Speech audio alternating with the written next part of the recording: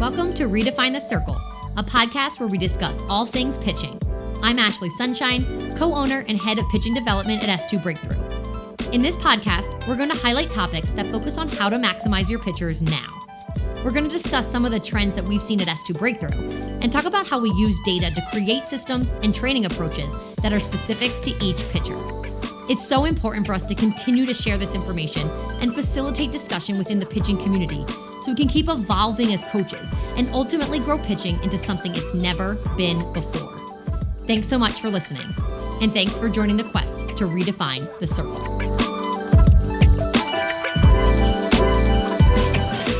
Hi everyone, welcome to Redefine the Circle. I'm Ashley Sunshine, co-owner and head of pitching development at S2 Breakthrough. This is episode 2 of series 3, which is all about the culture of velocity in softball pitching.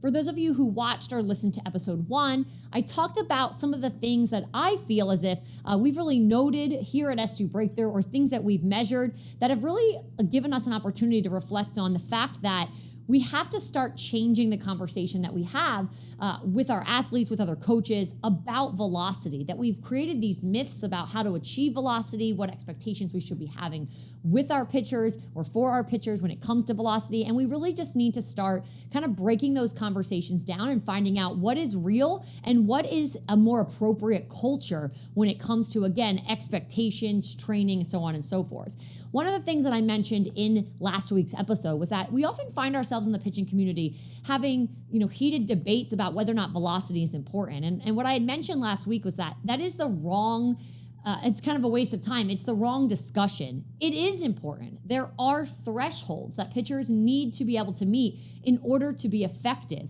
It doesn't mean there is a single velocity that every pitcher must hit, but there are thresholds at different levels that are a must. And we know this. This is in the data, the national data that we have. And so that's not the discussion. The discussion is, okay, we know velocity is very, very important. So how do we prioritize it appropriately? Right now, what we do in the pitching world is we prioritize it, but we prioritize it in all the wrong ways. And so therefore, we often squash it. So what I wanted to do in today's discussion is to start to go into a little bit of, some of the data that we have here at S2 Breakthrough and start to show some of the information that we have regarding here's what velo looks like. Here's what it looks like on a single day. Here's what it looks like over time. Here are the types of things. Here's how we should start to view velocity, to start to have a much more reasonable understanding about velocity, again, within a day, within a few months, within a season, within a year. And then when we know a little bit more about like the truth of what goes on with velocity, now all of a sudden we can start to shift the culture and start to communicate a little bit more reasonably with our athletes regarding what we're looking for, what our goals are, and really what the expectations are. So to get right into it, the first thing that I want to do, I'm actually going to be working quite a bit off of my computer today to be showing you some of the dashboards that we've built. So if you are listening only to this podcast, to this episode, I strongly encourage you to go back and look and watch this episode on YouTube, because the visuals really, really are critical. So going ahead right away into this first dashboard. So these are dashboards that we have here at S2 Breakthrough. These are ones that Laura, our head sports scientist, she designs for me, customizes them however I want. So I can take ball flight data and really be able to visualize them however I want. And so right in this first picture, the first thing that I want to point out is that we have an elite college pitcher. This is arguably one of the best pitchers in the entire country. She graduated last year, but one of the best pitchers in the country. And I just have one day of data for her. And we're just gonna look specifically at fastball. We could kind of play around with what pitch type we wanted to hear, but for the sake of this discussion, one day of fastballs. And what I wanna point out is that when we are looking here at her range, you can see her max velocity for a fastball on that day was 69.8. coming all the way down to 65. So a single day, she ranged from about 65 to 70 miles per hour. That's a 5 mile per hour range. That is very important. That is consistent, as I will show in just a bit, with what we see at all levels for all of our pitchers, regardless of whether their ranges are in the low 50s, high 50s, low 60s, up to upper 60s, 70. On a given day, the range sits about 5 miles per hour. Let's go ahead and take another look at Elite college pitcher number 2. Again, no longer in the college game, but arguably and certainly in the top 5 pitchers in the country. Velo is a little bit less as far as her range is concerned than the pitcher that we just looked at. But take a look at where we are again. Her top velocity here is going to be 64.5 all the way down to 58.9. So we're 59 to about 64, 65, also about a 5 mile per hour range. This is critical because what I have started to realize as, we collect a lot of data, we make sure our athletes understand their data, they're able to look at their data. What I started to realize very early on, and I spoke about this in episode number 1, is that regardless of the age of the pitcher that we were working with, there was very clearly a consistent and what I feel is unhealthy relationship with what they felt like velo expectations were. So if their max velocity ever was 65, but they threw a 59 when they were in their training session, the level of defeat that would come over pitchers because they were so out of range of their velo. And so one of the first things that I try to explain to pitchers is this is not your fault. This is a culture that we have really created in the softball community and that we sort of placed on you. But what you need to know is that on any given training session, velocity is within a 5 mile per range. Now, that doesn't even mean it's within 5 mile per hour of your max. So that's another discussion, which I'll get into. So whatever your sort of median is today, you're going to fluctuate about 2 to 3 miles per hour away from that. And there's a lot of things that go into even what that median is for the day. So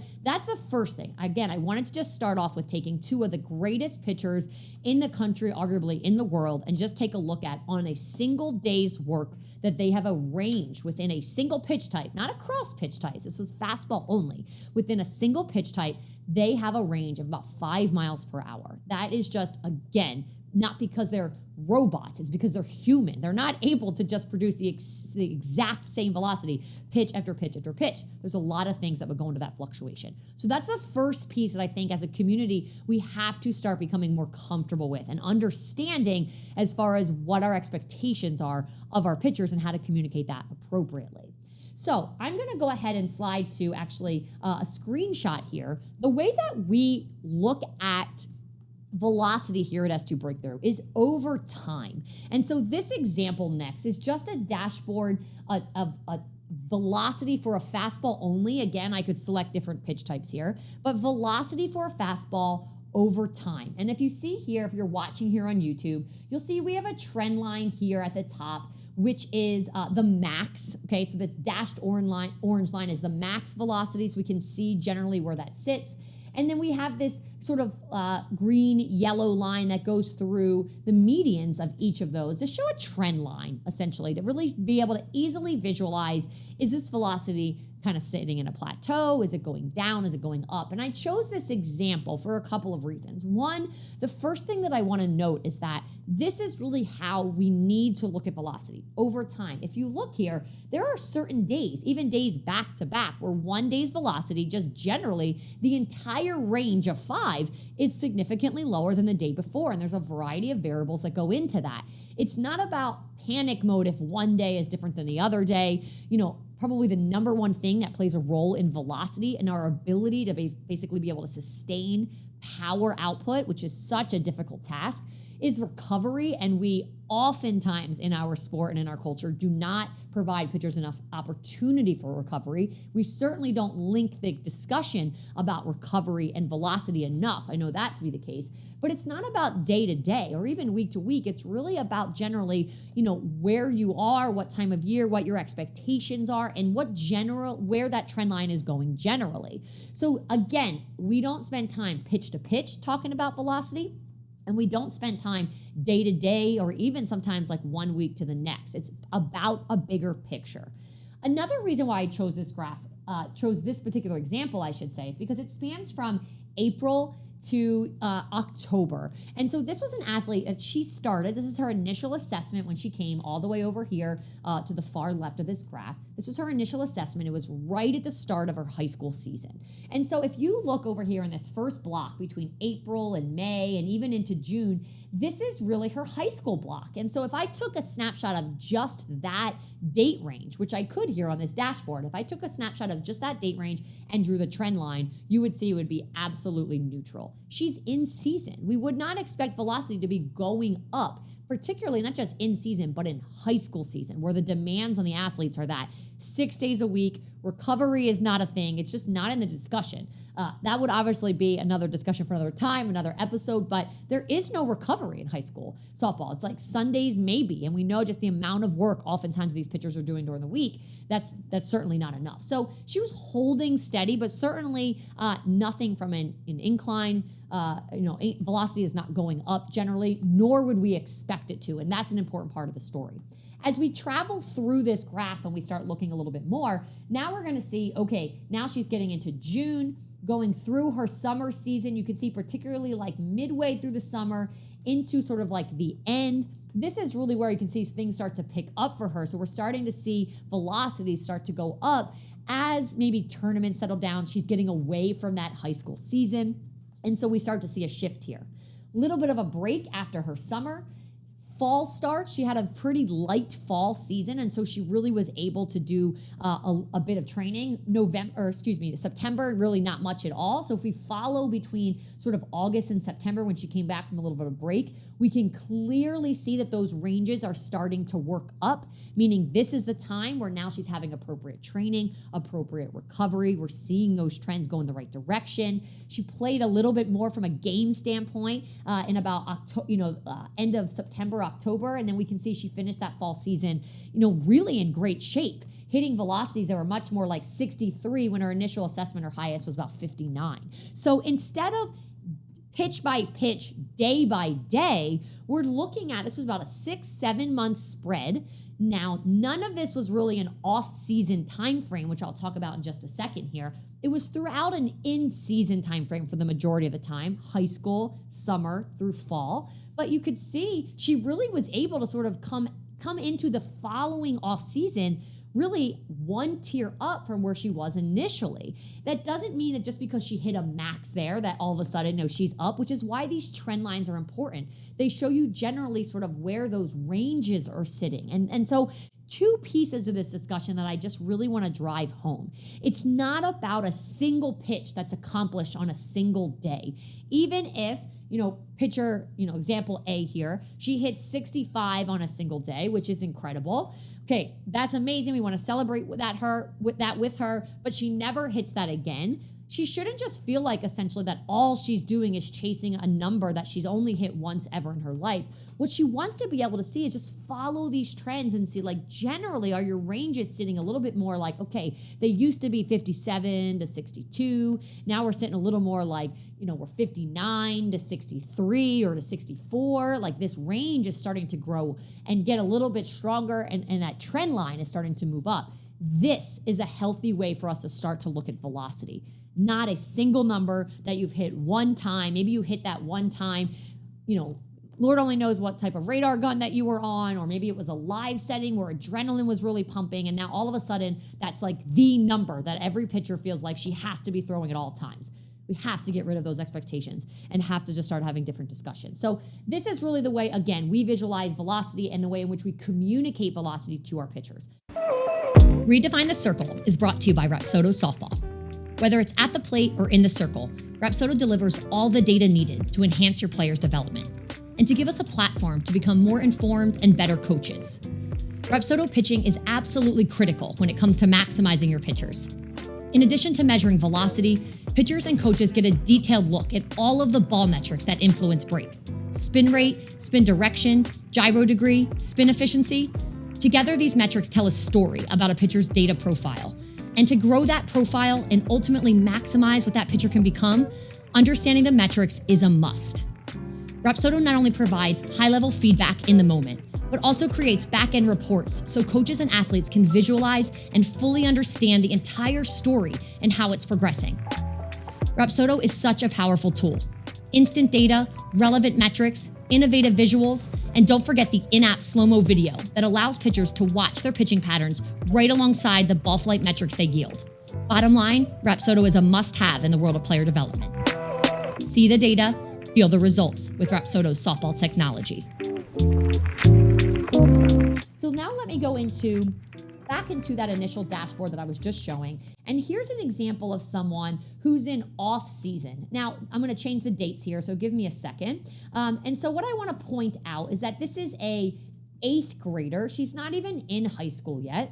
She's doing some off-season training. Little backstory, this is a picture where she has pretty poor deceleration patterns, and so she's already starting to experience pain in 8th grade because she's absorbing a lot of the energy at the end of her motion through inappropriate places like the neck and the shoulder. And so we are designing off-season training to really put her in an environment where intensity comes down. She's starting to learn to repattern, to move in more efficient ways, both in pitching and obviously through the foundation of strength and conditioning. And so velocity right now is really, it's not in the discussion. Not because I think that she should, you need to go down in velocity ultimately because, you can't handle that velocity. No, it's just as simple as where she is in age and where she is in her season. So yeah, we do want her throwing harder this year than she did last year. That's the goal of the program. We know that velocity is very important.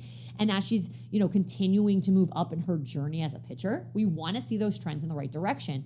But right now is not the time. The priority is patterns. So this particular date range is just the early January, through the end of the month here. So through this month, we're starting to see a slight decline in her overall patterns. But when I look closely, we're going to look at, the all-time best on day one here is 53.5 versus 51.3. So a 51 to 54 range on the first day. And, on any given day here, we're looking at, 52.8, 50.9. So this is certainly not like she's plummeted 10 miles per hour, anything that would sort of be a red flag for us. But we can see generally her trend's going down. It should be going down. She is spending the majority of her training time in low velocity.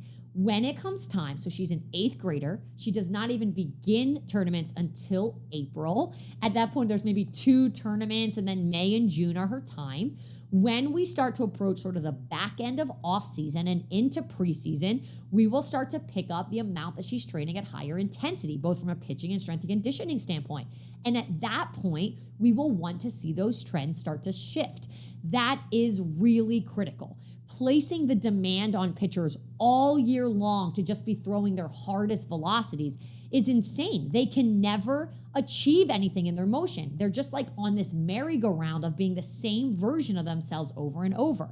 I mentioned this in last week's episode, but what's critical to understand is that velocity will always go up for young pitchers until about 18 months, maybe even 2 years post-puberty.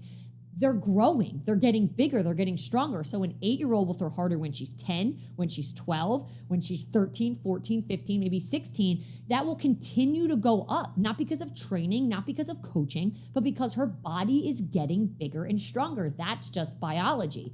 The difficult nature when it comes to having an influence on velocity is when an athlete's body has stabilized and solidified as far as strength and stability post-puberty. And so at that point, getting velocity to go up is really a challenge. This is often the plateau that a lot of athletes experience. This is the timing, I should say, of that plateau. So here is where this stuff really comes into play. This athlete is a few years post-puberty, so we know that this is going to be something that is not just on her own, she's going to go up in velocity. And so we know we need to identify what are the main things. So in my mind, better deceleration patterns ultimately are her ticket to being able to put higher velocity on the ball. So we are going to spend the majority of her off season really training for better patterns, give her a higher ceiling, and then wherever she ends that off season, we can feed that with higher intensity training to really maximize what she can do. Stabilize that velocity range throughout her season, and then here we come in off season again, where we want to pick up one step above where we finished the off season before then. The only way to get pitchers year by year to pick up with off seasons one notch above where they did the prior year is to not prioritize maximum velocity all the time, no matter what month it is. And so that is really something that I wanted to really show here. Do we have examples where we have pitchers where I feel like they're in a time frame where velocity should be going up and it's not? Yes. And then I make a change to their training program. So this is not like, oh, every time the trend is going down, it's because it should be. That's not the case. We listen to the data. We make changes to programming based on what the data is saying. But this is an example of an athlete, again, based on her age and based on where she is in her season, that I know, don't worry, we're not focused on that yet. We don't want to see it plummet, to a range that's insane. But in my mind, this is a perfectly comfortable range. Okay, so in another fashion here, I'm going to switch modes and now look at a high school pitcher.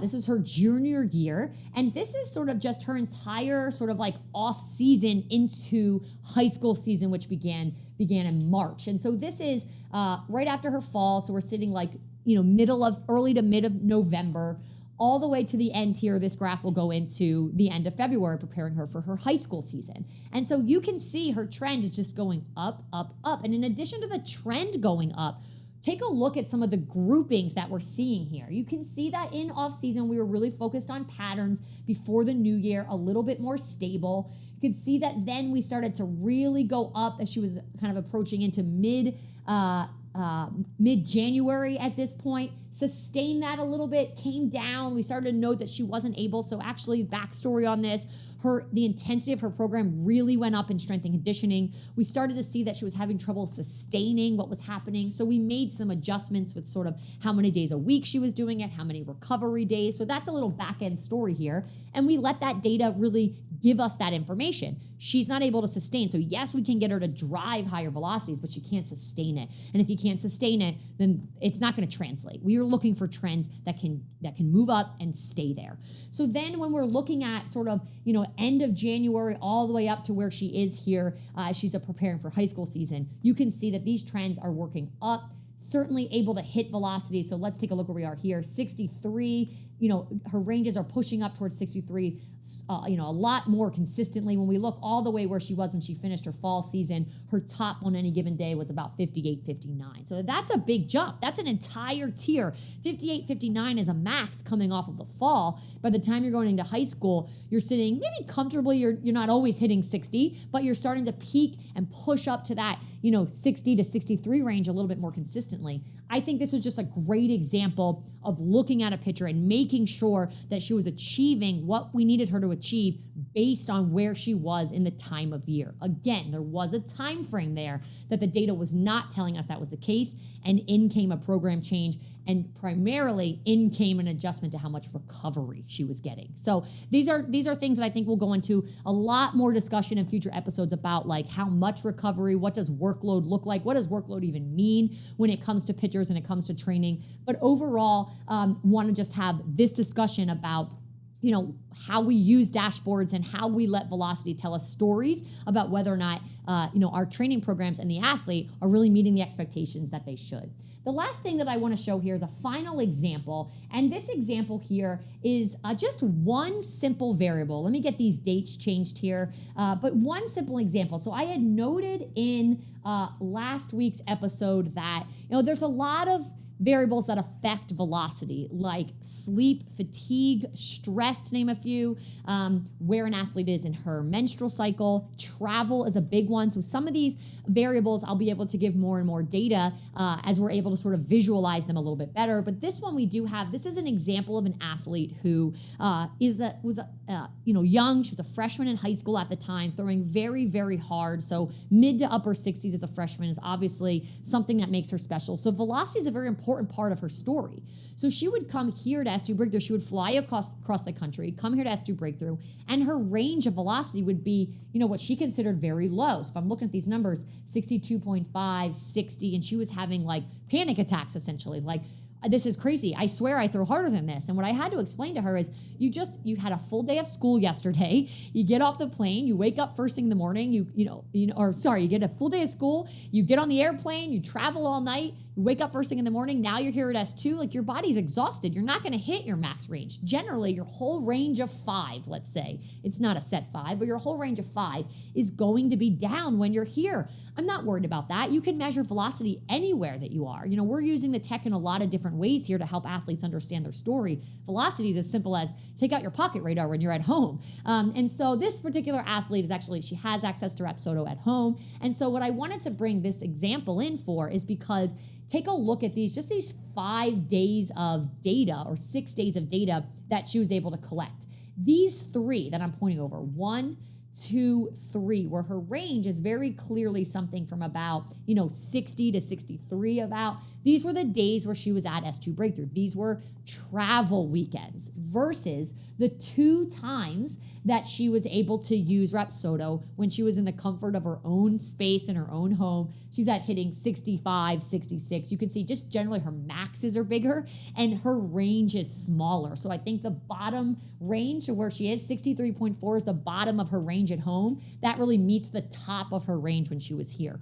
What I want to explain about this example is that travel affects velocity. And so especially in the crazy culture at the youth level where pitchers and athletes are traveling all over the country most months of the year, we certainly cannot put our athletes on an airplane on Friday, have them have an 8 a.m. game on Saturday and radar them and ask them why they're throwing 60 versus 64.